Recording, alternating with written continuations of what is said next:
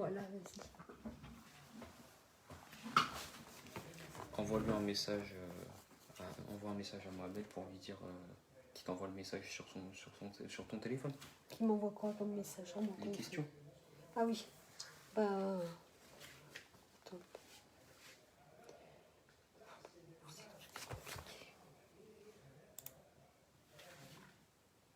Donc là, je peux commencer, c'est bon ? Mettez dessus, maman. C'est sur Bonjour à tous. Alors, désolée pour le retard, on a eu des petits problèmes de son inexpliqués puisque je passe ma vie en télétravail en ce moment. Alors, pour les questions, ce qui serait bien, c'est de me les envoyer sur, on va dire, LinkedIn, si c'est possible. Je ne sais pas ce qui est le plus pratique pour toi, Mohamed Lemine.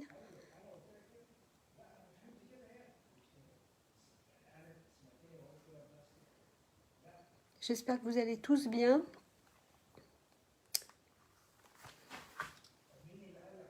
Est-ce que, je ne sais pas si vous me voyez, m'entendez ?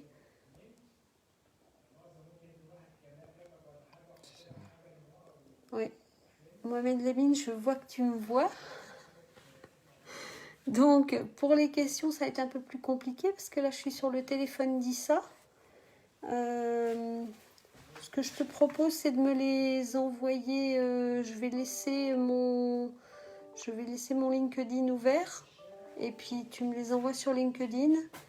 C'est sans doute le plus facile, à moins que tu aies une autre idée.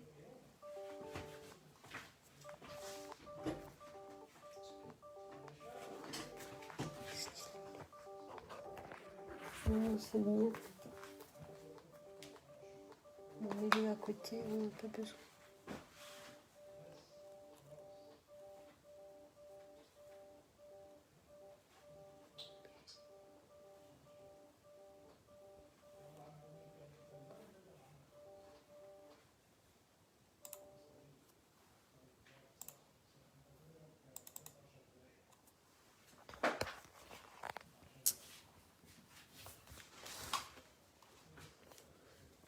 Très bien.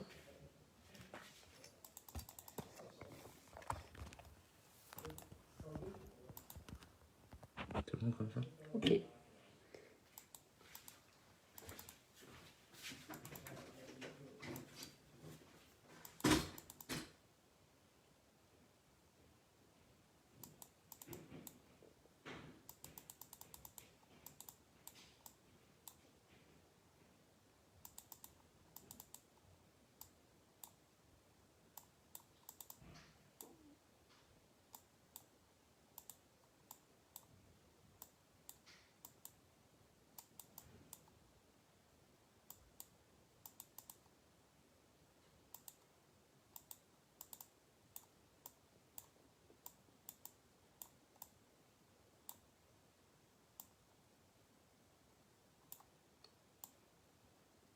Bon, désolée, donc je suis navrée qu'on commence en retard. En attendant d'avoir les premières questions, si c'est OK pour vous, je vous propose qu'on commence.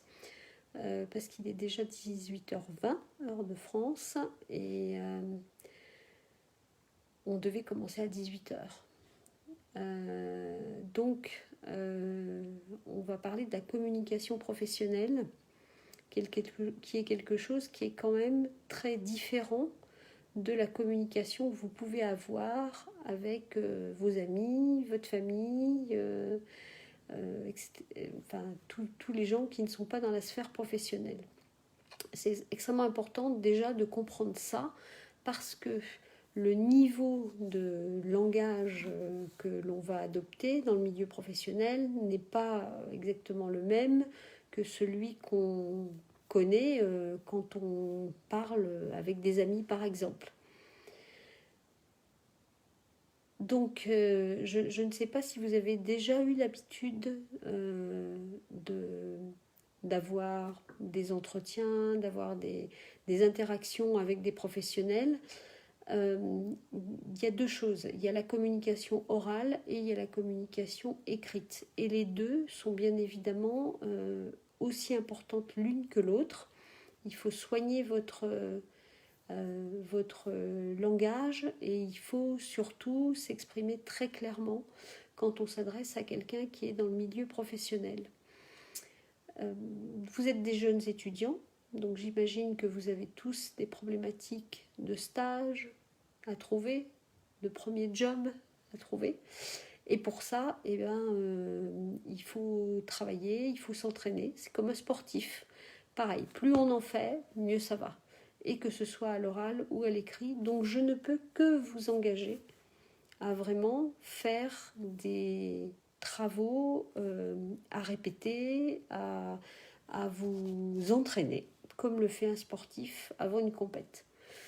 Ce que je vous propose, en attendant des questions, s'il y en a, c'est peut-être de vous donner quelques trucs et astuces, puisqu'on a appelé cette conférence trucs et astuces pour une communication efficace. C'est de vous parler un petit peu de comment vous devez faire votre CV. Si vous postulez pour des stages, si vous postulez pour un emploi, parce que le sujet est exactement le même et il y a vraiment des choses sur lesquelles il ne faut pas faire l'impasse. Alors, quelles sont les choses importantes qu'il ne faut pas rater ? Les choses importantes qu'il ne faut pas rater, c'est que votre CV soit très court, que votre CV soit compréhensible d'un seul coup d'œil. Il faut vraiment que vous ayez en tête que la majorité des recruteurs passent très peu de temps sur un CV, c'est moins d'1 minute. Donc si vous ne percutez pas avec votre CV, vous allez peut-être rater une très belle opportunité. D'où l'importance d'avoir quelque chose de clair, précis et synthétique. Un CV, à votre âge surtout, qui démarrait dans la vie, doit tenir en 1 page, pas plus. Ne mettez pas des tartines, sinon vous n'aurez rien à raconter quand vous ferez votre entretien. Ce qui est important, c'est que dans votre communication, vous soyez concis, précis et clair. Et comme on le dit, ce qui se conçoit bien s'énonce clairement, c'est-à-dire que si c'est clair dans votre tête, ce sera clair sur le papier et ce sera clair également quand vous l'expliquerez. Donc c'est vraiment important de retenir, ça a l'air tout bête comme ça, mais déjà retenez ce principe et ayez en tête que votre CV c'est votre carte de visite. Donc c'est super important qu'elle donne envie de vous connaître. C'est grâce à votre CV qu'on aura envie d'en savoir plus sur vous. J'imagine que vous avez tous des pages LinkedIn. En tous les cas, si ce n'est pas le cas, créez-vous une page LinkedIn. Facebook, c'est très bien pour les amis, c'est pas optimal pour le recrutement. Tous les recruteurs vont sur LinkedIn et peu de recruteurs, si ce n'est pour vérifier la e-réputation, vont sur Facebook. D'accord ? Donc ça, c'est aussi important que vous soigniez votre e-réputation et votre e-communication. Une fois que ça... Alors, j'ai une première question. Comment peut-on présenter pour un job étudiant ? Alors, un job étudiant, déjà, c'est très bien parce que ça veut dire que vous bougez et que vous cherchez un travail alors que vous êtes étudiant. Donc ça, pour un recruteur, c'est déjà un très bon signe. Donc il faut que ça dépend sur quoi vous postulez. Si vous postulez dans quelque chose que vous connaissez, si vous postulez sur je sais pas, par exemple, vous êtes en école d'ingénieur, vous postulez chez un éditeur de logiciels. Donc là, il faut que vous mettiez en avant, que vous soyez renseigné pour mettre en avant dans votre courrier d'accompagnement ce qui peut correspondre dans votre CV à ce que fait la société en question. Ne postulez pas à tout va, ça sert à rien. Ciblez plutôt peut-être et essayez de faire jouer le réseau pour trouver un job étudiant. Si vous postulez sur quelque chose qui n'est pas du tout en rapport avec vos études, il faut que vous mettiez en avant pourquoi vous postulez sur un job qui n'a pas en rapport avec vos études. Alors, je vais vous donner l'exemple de mon fils, parce qu'on se voit, c'est grâce à mon fils Issa qui m'a prêté son téléphone. Et Issa, tous les étés, il travaille Alors je ne sais pas comment ça se passera en 2020 avec la crise sanitaire que l'on vit, mais jusqu'à présent, tous les étés, il travaille et comme il aime bien la vente, eh ben, il fait des jobs d'été dans des magasins, mais il a mis en avant dans son CV ses compétences en matière de vente, en matière de commerce. Donc il faut ajuster le CV en fonction de ce vers quoi vous postulez. Voilà, donc je ne sais pas si je suis claire, mais ce qu'il faut, c'est vraiment que vous soyez soigneux par rapport à votre viens, si tu veux. Viens dire bonjour, Issa. Donc vous allez voir grâce à qui on peut faire notre conf ce soir. Bonjour à tous, j'espère que vous allez bien. Voilà, si jamais il y a le moindre problème technique, vous lui dites et puis je viendrai à la rescousse s'il faut. Il faudra, parce que comme je suis jamais sur Facebook, il faudra forcément.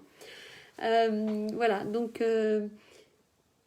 alors, je vais prendre les questions les unes après les autres. Avant, je crois qu'il y avait un autre commentaire, mais j'essaye de... Tu peux remonter comme Non, ça. non, c'est bon, là, je vois. J'ai traité ça, mais je voulais juste voir le détail du ciment. Pour le CV, est-ce qu'on doit mentionner les jobs étudiants qu'on a déjà exercés? Bien sûr qu'il faut les mentionner. Pourquoi? Parce que ça veut dire que vous êtes quelqu'un qui est débrouillard et qui se bouge. Encore une fois, ça veut dire que vous n'attendez pas que le travail vienne à vous, mais que vous allez en chercher vous-même. Donc ça, c'est très important. Mentionnez-les. Ça n'empêche pas que le CV doit tenir sur une page. J'insiste, c'est impératif. Donc, et par ailleurs, je vais vous parler de quelque chose que vous ne connaissez pas, qui s'appelle le complexe du jeune diplômé. Alors, qu'est-ce que c'est que le complexe du jeune diplômé? C'est la personne qui envoie son CV à une entreprise et qui veut nous faire croire qu'il a plein d'expérience, qu'il ou elle a plein d'expérience. Ça ne sert à rien. On voit votre âge sur votre CV, soit au travers de votre date de naissance, soit au travers de votre âge. Et donc, vous savez, on est un peu malin avec les rides qu'on a, ça veut dire qu'on a un peu d'expérience. Et notre expérience nous dit que, oui, si vous avez 23 ans, vous ne pouvez pas avoir autant d'expérience qu'une personne qui en a 50. C'est logique et ce n'est pas pour ça qu'on ne vous recrutera pas. Hein. Donc, ce qu'il faut vraiment, c'est que vous soyez sincère. Soyez sincère dans votre communication parce que tout ce qui sera du pipeau, entre guillemets, tout ce qui sera en fait quelque chose qui n'est pas réel, qui est un petit peu maquillé, vous vous ferez débusquer. Et il y a rien de pire par rapport à un futur employeur, qu'il soit pour un job d'été, pour un job, pour un stage, de voir qu'en fait, la personne lui a menti. Parce que déjà, ça fait une petite brèche dans la confiance qu'il peut y avoir. Et ça, c'est embêtant et ça ne va pas vous aider pour être retenu. Donc, soyez sincère, soyez vous-même. Vous avez des tas de qualités, j'en suis sûre, parce que déjà, vous consacrez une partie de votre samedi à m'écouter. Donc, ça veut dire que vous avez vraiment envie. Donc, allez-y et puis soyez sincère dans votre descriptif. Dans votre CV, il y a quelques éléments, si je dois vous séparer en différentes parties. Il y a bien sûr qui vous êtes. Hein. Alors, pour les gens qui ne calculent pas de tête, au lieu de mettre votre date de naissance, mettez votre âge. C'est plus facile pour un recruteur qui n'a pas beaucoup de temps. Si vous avez le permis de conduire, notez-le parce que c'est important. Ça veut dire aussi que vous avez quelque part essayé de vous débrouiller. Ça fait très longtemps que je ne suis pas allée en Mauritanie, hein, donc je ne sais pas comment c'est sur place, mais en France, en tous les cas, pour trouver un job, ça peut être intéressant de montrer que vous avez votre permis de conduire. Alors, il y a une question qui est l'ordre chronologique préférable pour organiser la mise en forme de notre CV.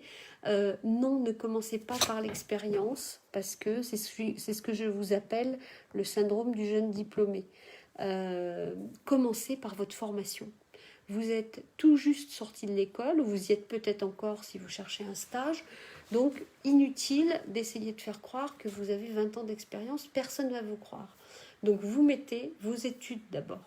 parce que vous êtes dedans, parce que vous faites des belles études, parce que déjà le fait de faire des études supérieures, c'est un sacrifice. Donc ça, on le sait quand on est responsable d'une entreprise ou quand on recrute. On sait que les gens qui font des études sacrifient une partie de leur loisir, une partie de leur vie pour réussir leurs études. Donc, il faut mettre d'abord vos études, ensuite vos expériences. Ça peut être, et préciser ce que c'est comme expérience. Là encore, n'essayez pas de mentir. Si ce sont des stages, ce sont des stages. Si vous êtes en formation en alternance, c'est de la formation en alternance, mentionnez-le. Et c'est de l'expérience que vous accumulez hein, quand vous faites de l'alternance. C'est un plus énorme pour quand vous chercherez votre premier travail. Parce que voilà, et ensuite, donc très important, donc les expériences, et ensuite mentionnez si vous avez des hobbies, si vous avez des choses qui vous intéressent dans la vie, c'est très important parce que c'est un facteur d'équilibre. Par exemple, si vous faites du sport collectif, mettez-le, parce que ça veut dire que vous faites un sport collectif, donc vous avez le sens de la collectivité, donc vous avez le sens de la solidarité, donc vous avez le sens de l'équipe. Et c'est très important quand on recrute quelqu'un qu'il sache s'insérer au sein d'une équipe. Voilà, ça c'est super important. Donc faites-le assez classique et n'hésitez pas à mettre une photo, d'accord? Une photo professionnelle, hein, bien évidemment, hein, pas vous au bord de la plage, hein, ou je ne sais quoi. Mettez une photo de votre tête, parce que surtout si vous postulez sur un job, comme je le disais tout à l'heure, un job d'été pour de la vente, vous allez être en contact avec les clients, le futur employeur, il veut voir à quoi vous ressemblez, hein, c'est clair. D'accord ? Alors, Salio avait une question, est-ce que l'informatique est la meilleure spécialité en ingénierie en France? Alors, pour trouver un job, oui, ça, certainement, parmi les meilleurs, parce qu'on a un tel déficit de...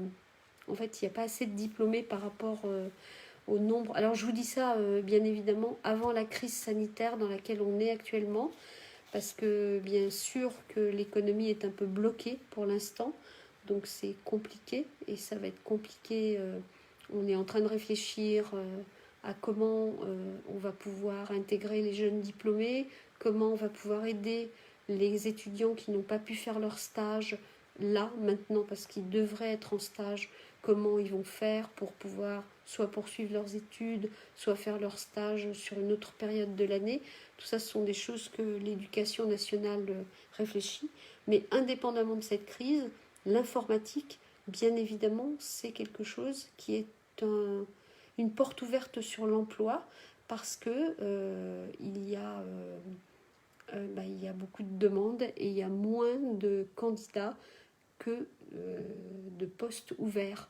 Donc, vous avez toutes vos chances, y compris si vous êtes débutant, y compris si vous sortez d'une formation scientifique, que vous n'avez pas fait d'informatique. Il y a des entreprises, des grandes entreprises, comme toutes les ESN, qui en fait financent des formations pour recruter des jeunes diplômés, parce que pour elles, il vaut mieux investir dans une petite formation et que la personne, qu'ils arrivent à trouver quelqu'un plutôt que de trouver personne.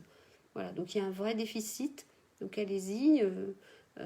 Si vous, je ne sais pas si vous êtes en formation informatique, mais vous pouvez aussi faire un complément de formation ou des MOOC ou tout ce que vous pouvez trouver sur Internet qui vous permettent de développer vos connaissances en informatique. Ce sera toujours un plus pour trouver du boulot. Donc ça, dans les compétences sur le CV, si vous avez des compétences particulières en informatique, il faut bien le mentionner. Idem pour les langues étrangères. Et là encore, ne mentez pas. Voilà, ne mettez pas 4 langues.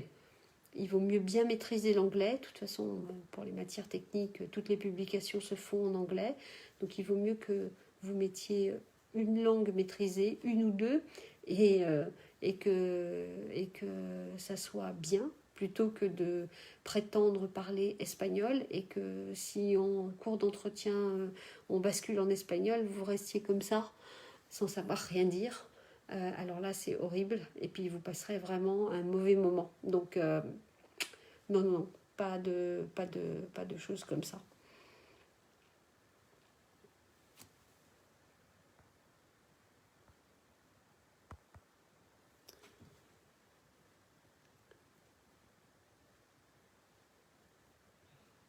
Alors, Mohamed, tu me parles de la signature de la charte.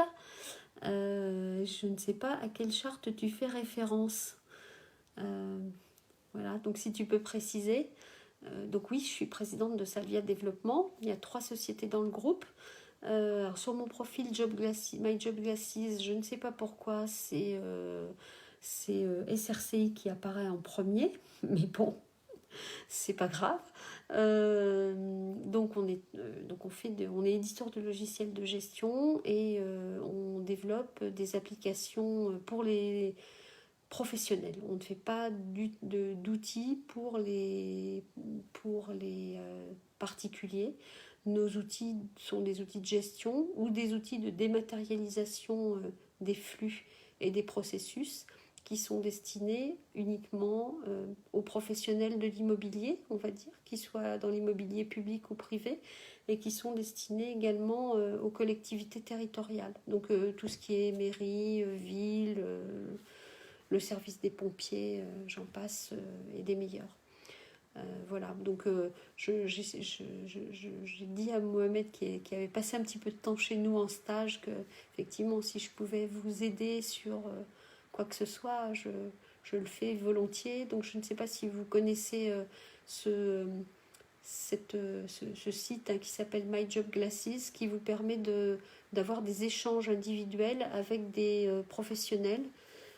C'est un service c'est une plateforme qui existe depuis peut-être, je sais pas depuis quand, mais moi j'y suis depuis 2-3 ans et ça me donne l'occasion de rencontrer de façon très informelle des étudiants pour peut-être parfois les aider sur leur choix, dans leur orientation, et puis leur parler un peu de mon métier de façon très modeste, bien sûr. Voilà. Donc chez Salvia, on essaye d'aider pas mal. On est implanté dans le département de Seine-Saint-Denis, qui est un département, on entend plus souvent parler de la Seine-Saint-Denis pour les problèmes qu'il peut y avoir parfois, plutôt que pour la richesse qu'elle recèle. Mais donc nous, on s'est installé volontairement en Seine-Saint-Denis pour essayer d'apporter notre aide au département.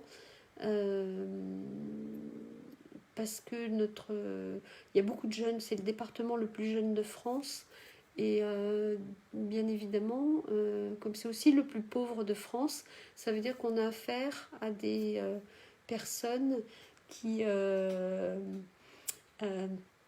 sont dépourvues de réseau et qui, pour trouver leur stage ou leur job, ont des fois des difficultés. Donc on essaye de les aider du mieux qu'on peut en Seine-Saint-Denis, comme on le peut, et enfin chaque fois qu'on le peut d'ailleurs, hein. Si on a 2 candidats, si on a un qui habite en Seine-Saint-Denis, on va plutôt prendre celui qui habite en Seine-Saint-Denis, d'abord pour des facilités de transport, hein, et encore plus une fois qu'on sera déconfiné que jusqu'avant. Donc on va avoir beaucoup de choses nouvelles à appréhender on va avoir beaucoup de choses à appréhender en tant qu'entreprise après le confinement, qui est une vraie épreuve pour la France et pour les entreprises françaises. Voilà, qu'est-ce que je peux vous dire encore? Alors on a parlé du CV, ça c'est une chose, donc ça on est dans la communication écrite. Maintenant il y a la communication orale. Et l'oral, c'est aussi important que l'écrit. Alors juste un petit point, qui n'est pas une petite blague, qui est une constatation. Pour votre communication écrite, soignez votre orthographe. Attention aux fautes qui peut y avoir dans une lettre de motivation, parce que si vous envoyez un courrier que vous n'avez pas relu, vous avez fait des fautes, eh bien ça va être un petit problème pour déjà passer le cap de vous faire recevoir en entretien. Donc si c'est pas votre fort, l'orthographe, ce qu'on peut comprendre, en plus Si vous devez écrire en français, le français est une langue très compliquée et voilà, et qui est pas compliquée, complexe. Donc c'est pas facile déjà quand on est français d'origine, c'est pas facile quand on est francophone et c'est encore moins facile quand on n'est pas francophone. Donc on est assez tolérant, mais quand même il y a des fautes à ne pas faire. Donc soyez bien vigilants. Il est clair là, vous voyez comment je m'exprime avec vous d'une façon pas très soutenue entre guillemets. J'essaye d'être claire, mais si je parlais avec un client, je ne parlerai pas de la même manière qu'avec vous. Je parlerai d'une autre façon. Donc pour revenir sur l'écrit, soignez la forme, soignez le fond, soignez l'orthographe. Okay ? Et pour l'oral, ce qui est très important, c'est que vous ayez confiance en vous. Parce que vous n'arriverez pas à convaincre quelqu'un que vous êtes le meilleur, le ou la meilleure, si vous n'êtes pas sûr de vous. Parce que ça se verra. Donc là, il faut travailler. Il n'y a pas de secret. Il faut réviser. Il faut travailler avec les frères, les sœurs, les cousins, qui vous voulez. Mais avant d'aller passer un entretien, faites un entretien à blanc. Et moi, je veux bien ainsi. Alors vraiment, c'est très important. Mais à l'occasion, si vous avez besoin d'un coup de main, voilà, je peux prendre un quart d'heure, 20 minutes pour vous faire un entretien à blanc, surtout dans cette période de confinement où je n'ai pas à me déplacer, donc je suis normalement un peu plus disponible. Peut-être pas sur Facebook, par contre, on choisira d'autres moyens parce que je ne suis pas extrêmement familière et douée avec Facebook. Mais voilà, il faut travailler. S'il y a un job qui vous intéresse vraiment et que vous avez vraiment envie, alors là, il faut y aller. Il faut y aller, il faut bien réviser, bien préparer votre entretien, bien le travailler. Si vous avez dans vos connaissances quelqu'un qui fait des ressources humaines, demandez-lui de vous faire un entretien à blanc, ça ne peut que vous aider. C'est super important. Plus vous aurez travaillé, et mieux ce sera pour l'entretien, et meilleur vous serez. Et donc plus de chances vous aurez d'être retenu. Alors cette crise, malheureusement, c'est compliqué de vous répondre si elle aura une influence, mais ce serait vous mentir que de dire qu'elle n'aura pas d'influence, parce que forcément, elle a déjà une influence sur le travail des personnes qui ont un job, puisqu'il y a aujourd'hui à peu près un Français sur deux en activité qui est en chômage partiel, c'est énorme. Donc oui, elle aura une influence sur l'avenir à moyen terme, non. Mais l'avenir à court terme, oui, vous risquez de ramer un peu pour trouver votre premier boulot. Donc voilà, je pense que ça va être... vous ne tombez pas forcément la bonne année si vous êtes diplômé cette année. Voilà, c'est pas top pour vous, mais les entreprises aussi se souviendront que c'était pas top pour elles non plus. Donc au bout du compte, c'était top pour personne et il faut traverser cette crise le mieux possible. Voilà, soyez surtout prudents, prenez soin de vous, pas d'imprudence et ne pensez pas que vous êtes invincible ou inatteignable.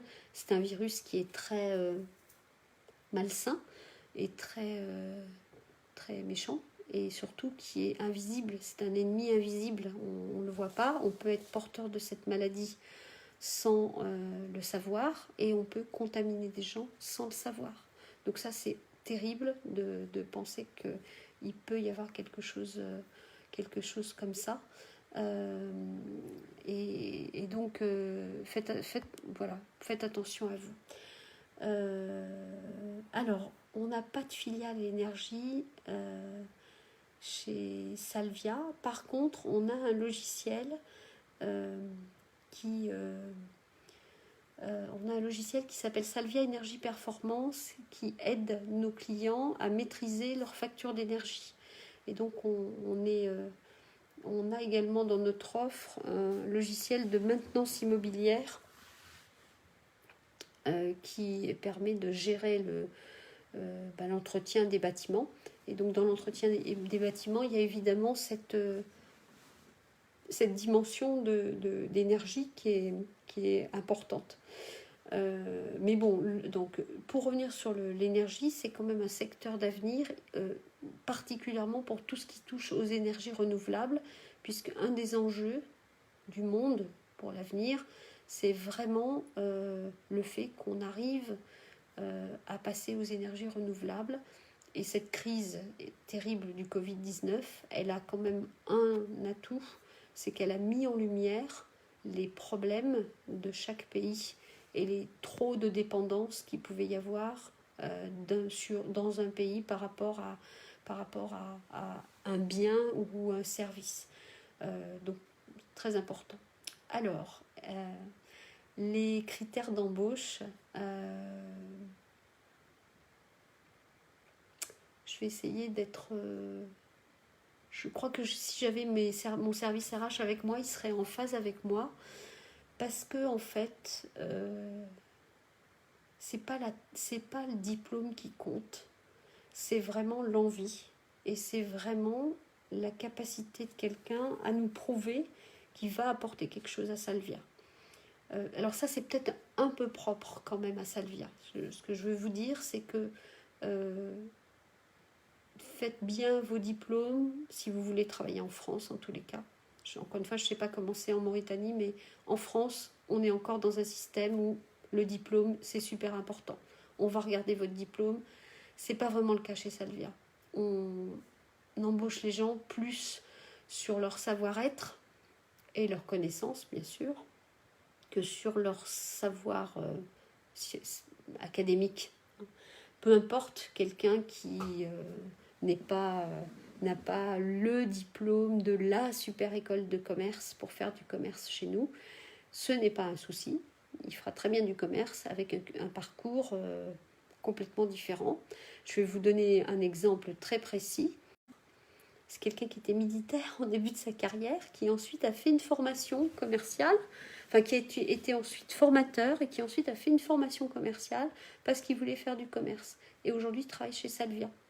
Voilà. Et il est à côté de ça, il a des collègues qui ont fait une école de commerce et qui sont diplômés et qu'on a recrutés. Donc c'est la richesse aussi des parcours différents qui fait la richesse d'une entreprise, parce que tout le monde n'est pas formaté de la même manière. Ça permet d'avoir des gens qui pensent différemment, qui réfléchissent différemment, et ça, c'est une grande richesse pour l'entreprise. Donc, encore une fois, on regarde les diplômes, bien sûr. C'est sûr que si on cherche quelqu'un pour faire de la R&D, là, il y a une compétence, c'est qu'il faut qu'il connaisse un des langages de préférence dans lesquels on travaille. Mais on fait aussi de l'alternance et on fait aussi monter aussi les personnes en compétences.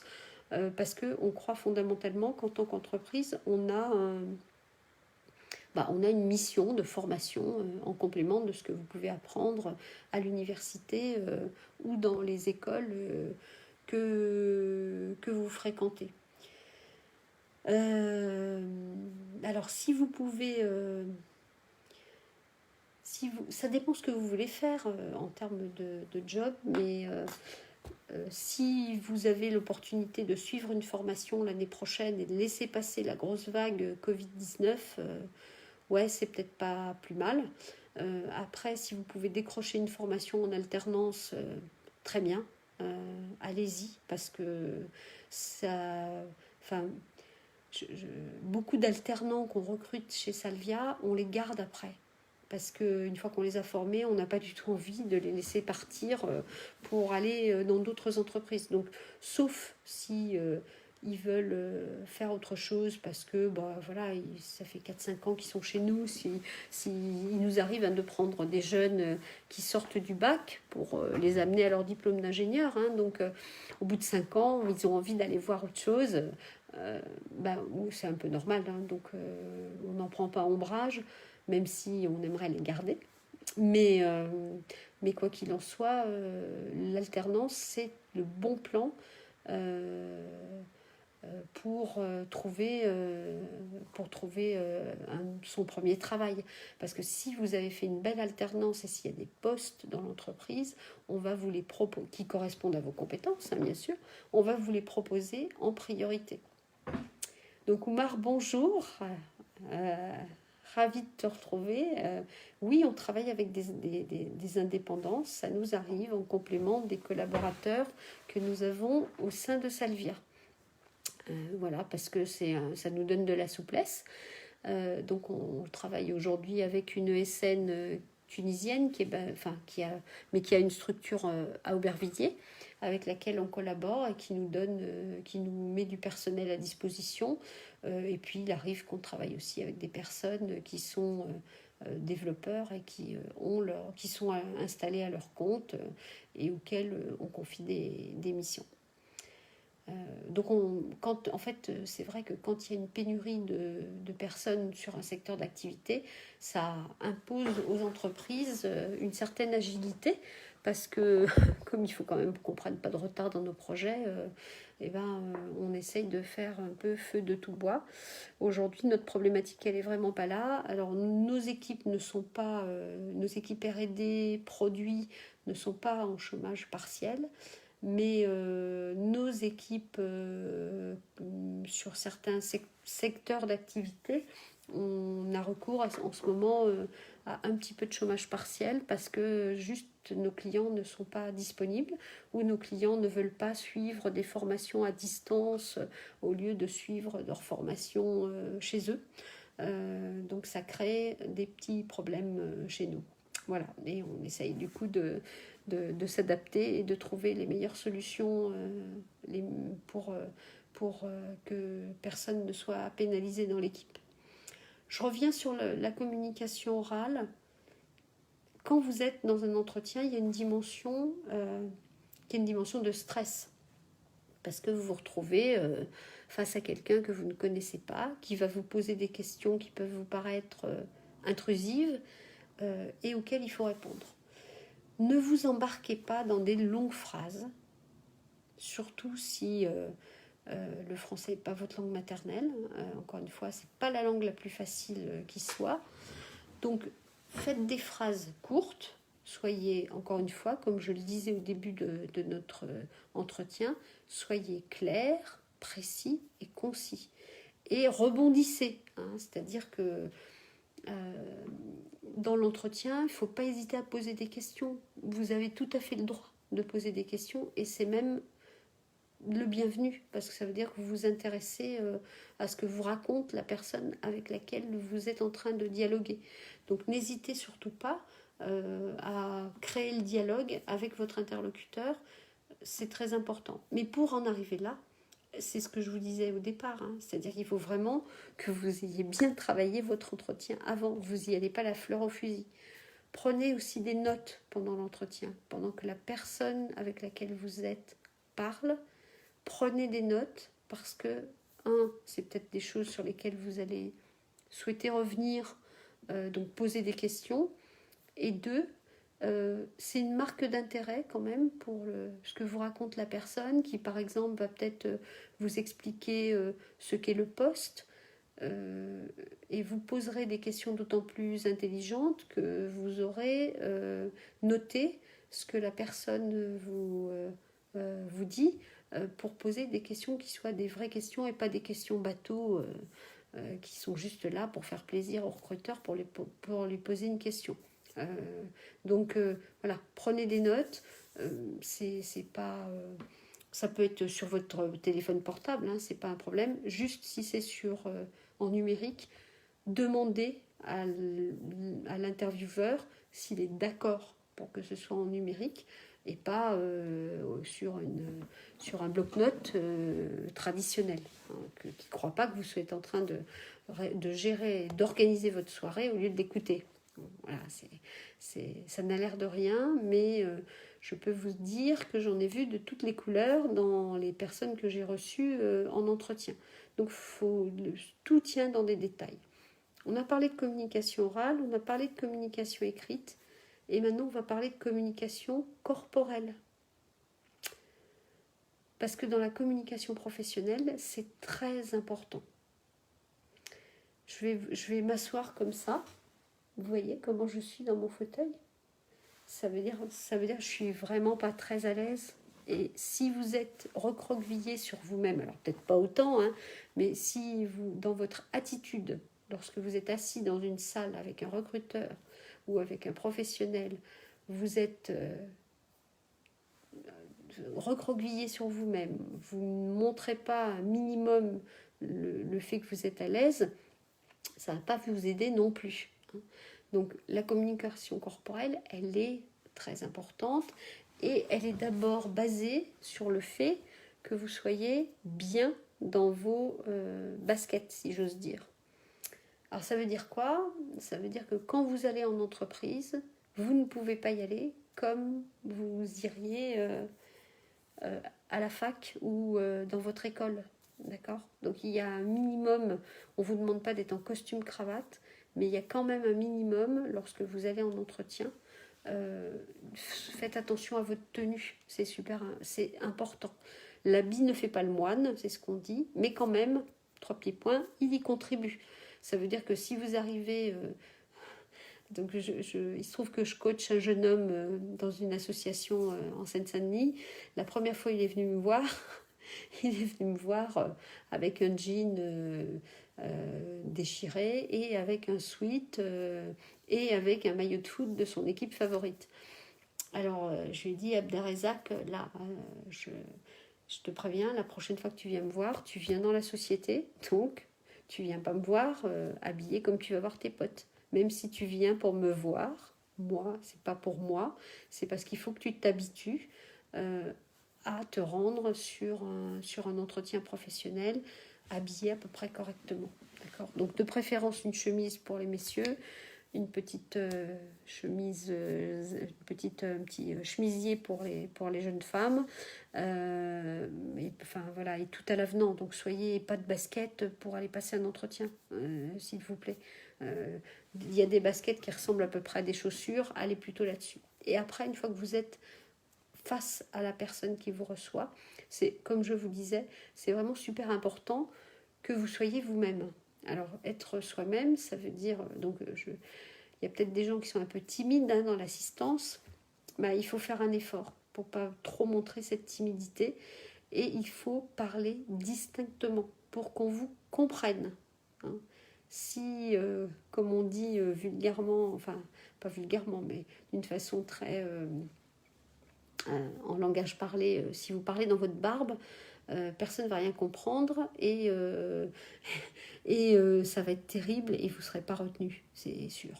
Même si c'est pour un job de développeur, il y a quand même un minimum de communication avec les collègues. Quand on est imaginé aujourd'hui, on travaille quasiment que par Teams, on travaille en télétravail, on est chacun chez nous. Donc imaginez quelqu'un qui n'arrive pas à s'exprimer correctement, on fait plein de réunions tout au long de la journée, c'est pas possible, quoi. On n'y arrive pas. Donc il faut vraiment que vous parliez distinctement. Je me souviens d'Idrissa quand il est arrivé chez nous, qui parlait déjà très très bien le français. Et Idrissa, il avait juste peur de parler français alors qu'il parlait très bien. Et il a fallu qu'il fasse un gros effort sur lui-même pour apprendre à communiquer avec le reste de l'équipe. Je suis ravie qu'il soit dans l'équipe et qu'il ait rejoint Salvia parce que c'est quelqu'un d'une grande valeur. Oui, alors il peut y avoir aussi des recruteurs qui se comportent mal à votre égard. Vous ne devez pas accepter tout. Il y a des choses qui ne sont pas acceptables. C'est pour ça que je dis aux jeunes gens que je coach dans les associations Nos quartiers ont des talents ou chez Proxité, qu'il ne faut jamais mentir non plus sur son CV, sur son adresse. Vous habitez en Seine-Saint-Denis, vous habitez en Seine-Saint-Denis. Il ne faut pas mentir. Parce que s'il y a une entreprise qui est assez perverse pour ne pas vous recruter parce que vous habitez en Seine-Saint-Denis, ça veut dire qu'il ne faut pas y aller. Je vais vous dire, il ne faut pas accepter un job dans cette boîte parce qu'ils ne sont pas dignes de vous recevoir. Il faut que la personne se sente bien dans l'entreprise et que l'entreprise... Et c'est une confiance mutuelle. Et donc, on ne ment pas sur son adresse. Et l'entreprise qui n'a pas envie de vous recruter parce que vous habitez en Seine-Saint-Denis, il ne faut pas y aller de toute façon parce que ce n'est pas des gens qui valent la peine que vous vous intéressiez à eux. Voilà, je suis un peu dure avec mes pairs entreprises qui font ça, mais c'est juste ce que je pense et c'est fondamental pour l'avenir. Et vous ne pourrez pas rester longtemps dans une entreprise qui a ce genre de réserve. Voilà.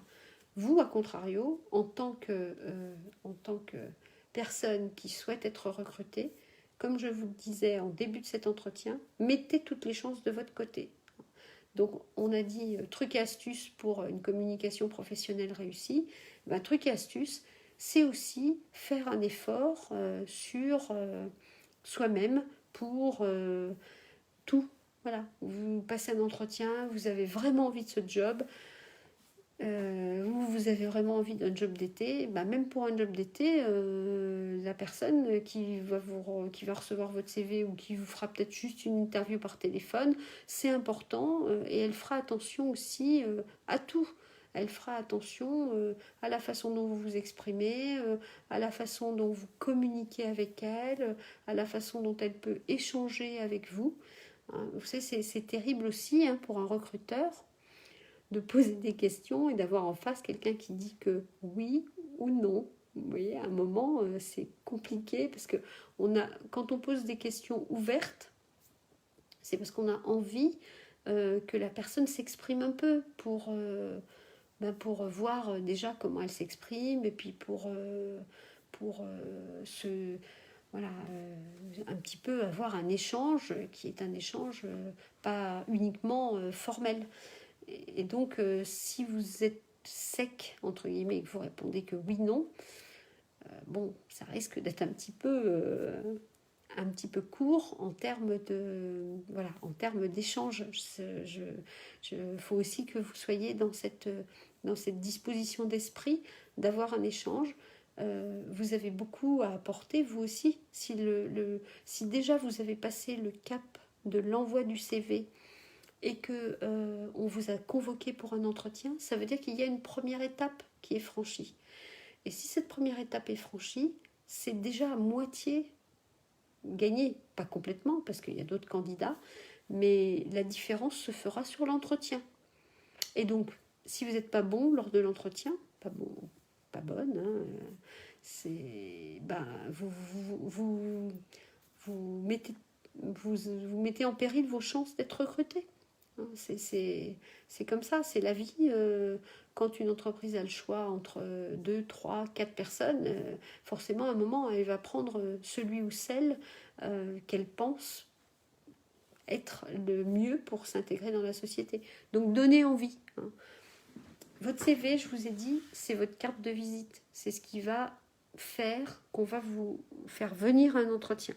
Et après, pendant l'entretien, je vais faire un parallèle un petit peu, peut-être qui va vous choquer, mais je pense que c'est important que vous le compreniez.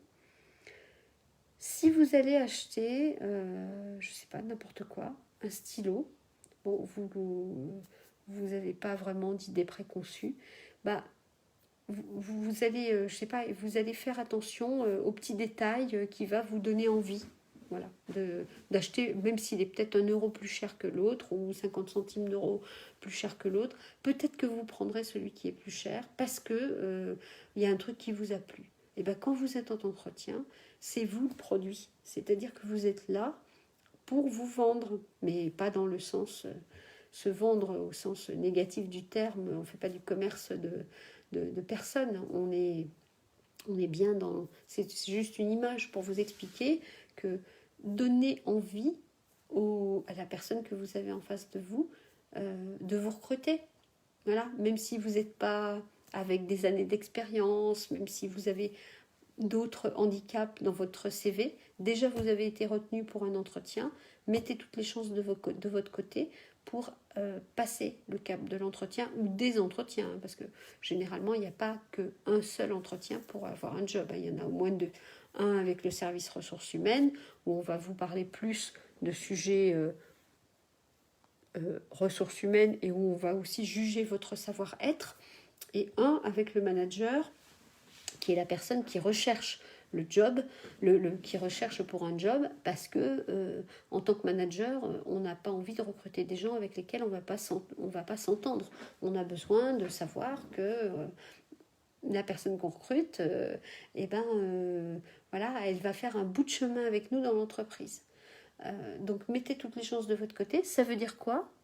D'un point de vue communication aussi, ça veut dire qu'un entretien, alors pas forcément pour un job d'été, mais un entretien pour un vrai job ou pour un stage ou pour une alternance, ça se prépare. C'est-à-dire qu'on ne débarque pas dans une entreprise sans être allé sur son site internet pour voir ce que fait la boîte, avec qui elle travaille, est-ce qu'elle travaille en France, à l'international, bref, apprendre à connaître un petit peu l'entreprise, parce que quand la personne qui vous reçoit va échanger avec vous, elle va apprécier le fait que vous ayez fait l'effort de vous documenter un petit peu sur l'entreprise, d'en savoir un petit peu plus. Vous savez, quand on a échangé là, dernièrement avec Mohamed Lemine, il m'a demandé si j'étais déjà allée en Mauritanie et je lui ai dit oui, mais il y a super longtemps. C'était à l'époque où je faisais de l'export, donc ça remonte aux années 90-2000. Et on n'avait pas à cette époque-là tous les moyens de communication que vous avez aujourd'hui, qu'on a aujourd'hui. Imaginez bien que quand je partais 15 jours en déplacement, je partais avec un téléphone portable.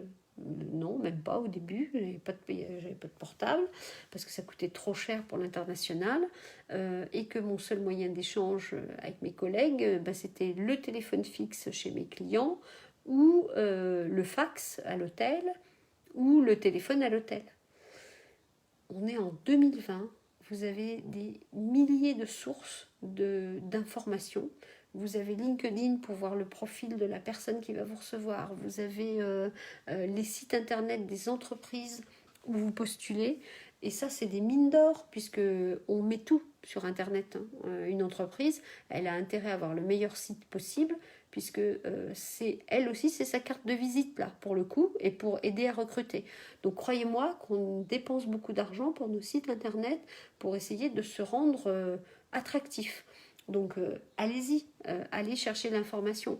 Voilà, il ne faut surtout pas arriver à un entretien pour un poste auquel vous tenez en n'ayant rien fait comme recherche en amont.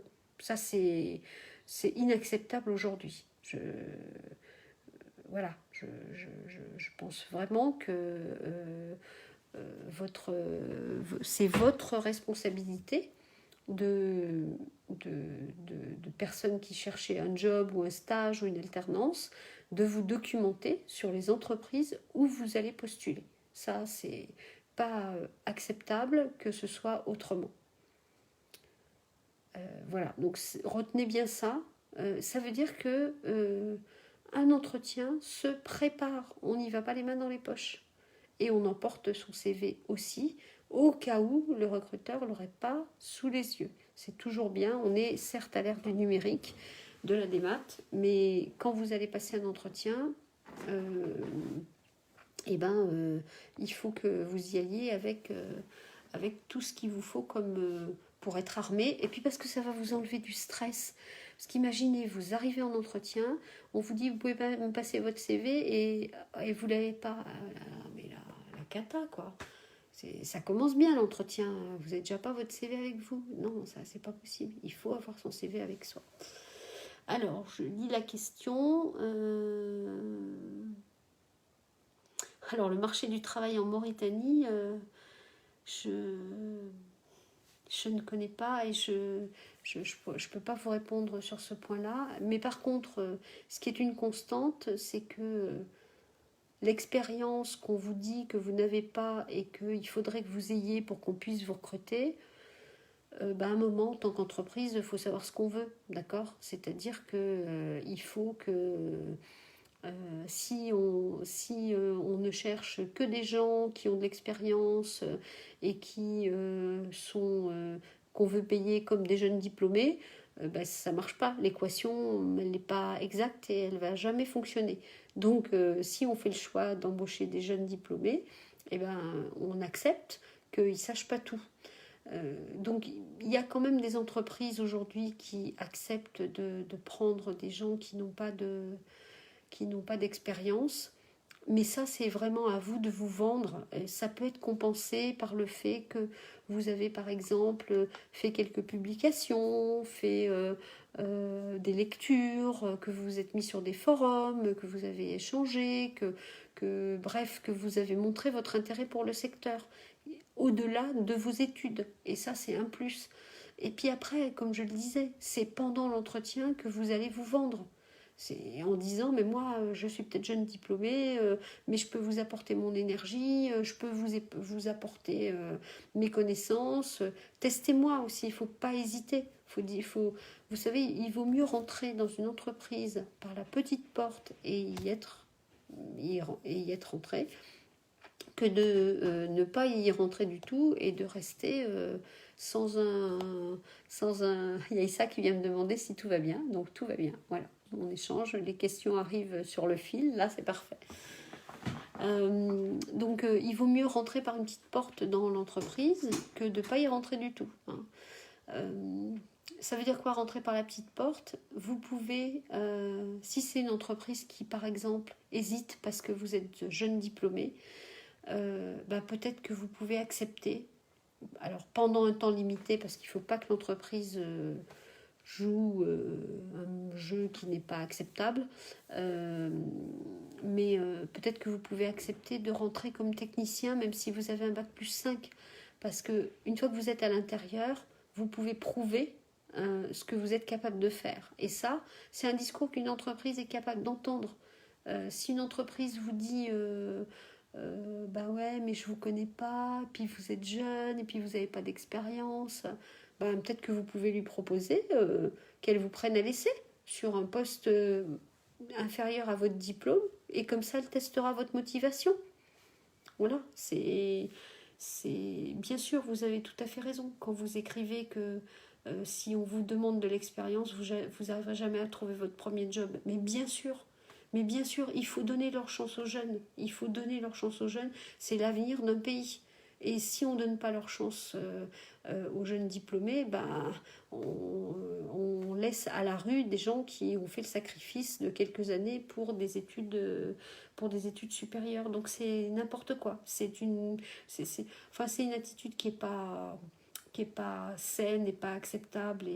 Mais vous pouvez essayer de bypasser le sujet, de trouver des petites astuces, comme par exemple, effectivement, proposer de commencer sur un poste où vous serez surdiplômé par rapport au poste, mais vous serez dans l'entreprise. Et une fois que vous êtes dans une entreprise, si vous faites bien votre boulot, la promotion interne, ça existe, d'accord? Les gens démarrent comme... moi, dans mon équipe de direction, vous voyez, ce sont que des gens qui ont progressé dans l'entreprise. Et il y a beaucoup d'entreprises où c'est comme ça, où on démarre, je sais pas, sur un poste de consultant, et puis je pense à quelqu'un en particulier dans mon équipe qui était consultant quand je suis arrivée dans la structure et qui aujourd'hui est directeur marketing produit d'une de nos gammes de produits. Vous voyez, c'est quelqu'un qui a cru en lui. Mais il faut que vous croyiez en vous aussi pour ça. C'est-à-dire que il faut pas être agressif quand on fait un entretien. C'est pas ce que je dis. Mais il faut en vouloir. Il faut pas vous laisser démonter. Oui, je suis jeune diplômée. Et alors le monsieur ou la dame se souviendra que lui aussi, ou elle aussi, un jour, il a été jeune diplômé. Il ou elle a été jeune diplômé. Et que trouver son premier job, c'était pas facile non plus. Et puis quelqu'un lui a donné sa chance un jour. Et ça a marché. Voilà. Donc il faut pas hésiter. Il faut vous affirmer aussi. Voilà, je crois que je vous ai... J'espère que je vous ai intéressé. Que vous retiendrez quelques bribes de notre séance. Je pense que vous avez... si vous avez une tête bien faite, vous trouverez du boulot. C'est ça que je veux vous dire en conclusion. C'est pas que c'est pas important d'avoir un diplôme. Et je ne peux que vous engager à faire de belles études parce que de toute façon, on apprend toujours. dans une formation. Et c'est un bonheur que d'apprendre. Mais voilà, ce qui compte, c'est que vous ayez une tête bien faite, encore une fois, que vous sachiez vous adapter. N'hésitez pas à pousser les portes, vous savez, et constituer votre réseau. Hein, c'est super important. Ce que je vous disais, c'est que je ne sais pas si vous avez tous des pages LinkedIn, enfin, voilà, un profil sur LinkedIn. Mettez votre profil sur LinkedIn. Voilà, parce que vous pouvez rentrer en connexion avec des professionnels, démarrer avec une relation qui va être juste une relation voilà, Jacques, est-ce que vous voulez bien que j'appartienne à votre réseau? Et vous savez, dans des gens qui ont des réseaux avec beaucoup de monde, finalement, peut-être que vous allez trouver la boîte qui vous aurait pas trouvé non plus sans les réseaux sociaux. Voilà, c'est aussi bête que ça, hein, mais des fois, les communications se font par des chemins un peu détournés. Donc, faut pas hésiter et voilà, et c'est quand même un réseau, enfin LinkedIn, c'est un média qui est quand même extrêmement consulté par les entreprises. Alors, il y a aussi un autre site, je ne sais pas si vous le connaissez, qui s'appelle Glassdoor. Glass, Glass, d'or comme une porte en anglais, D2OR. Donc Glassdoor, c'est un site qui note les entreprises. Et donc vous pouvez aussi voir, donc il y a des entreprises qui, surtout celles qui ont du mal à recruter, qui laissent des messages, qui ont des pages sur Glassdoor. Donc ça peut aussi peut-être vous ouvrir sur d'autres entreprises. Alors là, je vous parle essentiellement de ce que je connais, qui est le marché français. Encore une fois, ça fait très longtemps que je ne suis pas allée en Mauritanie, donc je ne connais pas le marché du travail sur place. Et donc, je suis un peu plus embêtée pour vous donner des conseils peut-être pertinents. Mais bon, vous savez, des fois, il faut oser. Hein. Je pense que la première chose à faire, c'est vraiment d'oser, de se dire que faut oser franchir le pas, faut oser prendre un risque. Vous êtes à un âge où vous pouvez prendre des risques, d'accord? Si ça marche pas, ça marchera pas, c'est pas dramatique. Vous n'avez peut-être pas encore des familles, des problématiques d'enfants à éduquer, etc. Profitez-en. Allez regarder, chercher, tentez votre chance, peut-être dans des entreprises plus petites aussi. Ne visez pas que les très grandes sociétés, parce que les très grandes sociétés, elles reçoivent plein de CV. Les entreprises de taille moyenne en reçoivent beaucoup moins. Donc, faut vraiment... Il y a moins de postes aussi, bien sûr, mais il faut que vous osiez vous-même sortir des sentiers battus. Voilà, je ne sais pas si vous avez d'autres questions. J'espère que ce que je vous ai raconté vous sera utile.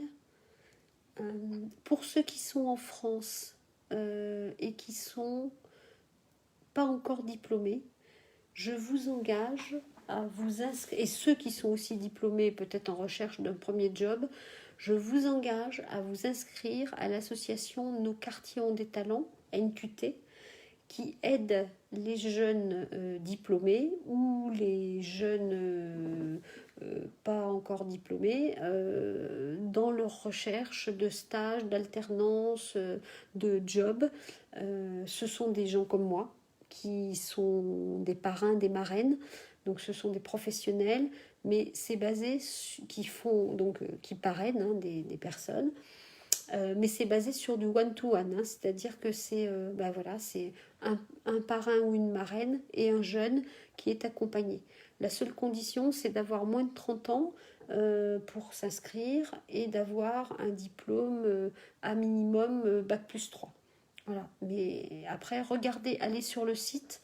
Il y a une équipe formidable qui est partout en France, qui travaille, qui fait un boulot fabuleux. Et les entreprises qui sont adhérentes à cette association, c'est les cadres qui souhaitent devenir parrain ou marraine qui le font. Hein. C'est-à-dire qu'il n'y a personne qui dit à quelqu'un dans une entreprise « tu vas parrainer quelqu'un ». Non, c'est... c'est le souhait des cadres qui s'inscrivent dans le dispositif de donner un petit peu de leur temps pour aider à... Alors je répète le nom de l'association, NQT, comme nos quartiers ont des talents. Mais si vous cherchez, je pense que maintenant leur site doit être nqt.fr, vous trouverez tout dessus. Donc c'est des dispositifs qui existent, que vous connaissez peut-être pas forcément, qui sont, au départ, nos quartiers ont des talents, ont été faits pour aider les jeunes issus des quartiers prioritaires de la ville. Donc c'est une nomenclature administrative en France. Donc grosso modo, si vous voulez, tous les gens qui n'avaient pas de réseau pour trouver leur premier boulot. Alors maintenant, il y a nos quartiers, nos régions ont des talents, nos outre-mer ont des talents, parce qu'évidemment, on peut aussi avoir des problèmes pour trouver un job quand on habite une petite ville de province où on n'a pas forcément de réseau très large. Donc l'association rayonne sur tout le terrain, parce que c'est une association, donc il faut qu'on la fasse vivre. Mais pour les étudiants, enfin pour les jeunes diplômés, c'est totalement gratuit. Et en plus, vous avez des ateliers CV, vous avez des ateliers d'expression orale, vous avez des visites d'entreprise, vous avez des découvertes de certains métiers par des conférences. Enfin, il y a énormément de choses qui se font, qui peuvent compléter ce que fait votre association. Qui est super, je trouve. Vraiment, c'est bien que vous ayez créé ça. Et appuyez-vous sur des choses qui existent, appuyez-vous sur ce genre de dispositif. C'est gratuit, ça ne peut que vous aider.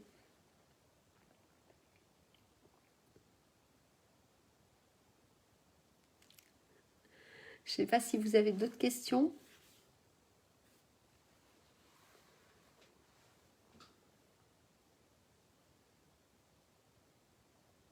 Moi, en tous les cas, Mohamed Lemine le sait, Oumar le sait, si je peux vous aider, je le ferai vraiment avec plaisir. Et puis, bon courage à tous, parce que pour ceux qui sont encore en études cette année, c'est très perturbé cette fin d'année, je sais, parce que mes enfants étudient aussi et leur fin d'année se passe à distance, donc c'est compliqué.